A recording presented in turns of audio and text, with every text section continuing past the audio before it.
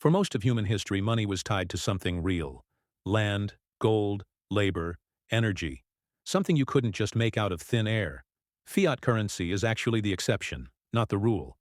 It only works because we collectively agree that it works. And that's fine. Until it doesn't. Elon's idea starts really simple. Everything that has value comes from energy. Nothing exists without it. You can't build anything without energy. You can't move anything. You can't compute anything. You can't even grow food. So when you really think about it, money is just a proxy. It's a story we tell ourselves about who gets access to energy, and how much. Fiat money hides that reality. It abstracts it away. And when you can create money without creating more energy or more productivity, the signal breaks. That's what inflation really is. It's not mysterious. It's not complicated. It's just more claims on the same amount of real work. So the idea is that eventually, money stops being based on promises and starts being based on physics, on something you can't lie about. And that thing is energy. You can't print electricity. You can't vote to change thermodynamics. You either produce energy or you don't. In an energy-based system, value would be measured in actual work. Kilowatt hours, joules, usable output. What it really costs to do something in the real world. And suddenly, prices mean something again. Because they're grounded in reality, not policy.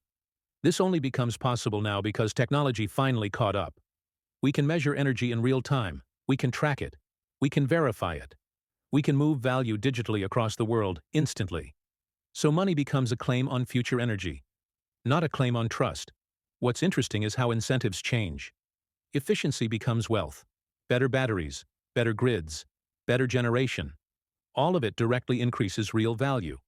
Waste becomes obvious and expensive. Productivity becomes physical again. This isn't about destroying markets. It isn't about ending capitalism. It's about fixing the denominator. Fiat floats on narratives. Energy obeys laws. And over a long enough timeline, physics always wins. Elon isn't saying this happens tomorrow. Fiat systems are useful because they're flexible, but history shows that systems which ignore physical limits eventually collapse into them. An energy-based currency doesn't replace the system. It anchors it. It ties money back to the one thing civilization actually runs on. And when you strip it all the way down, economics is just applied physics with a time delay. And that bill always comes due.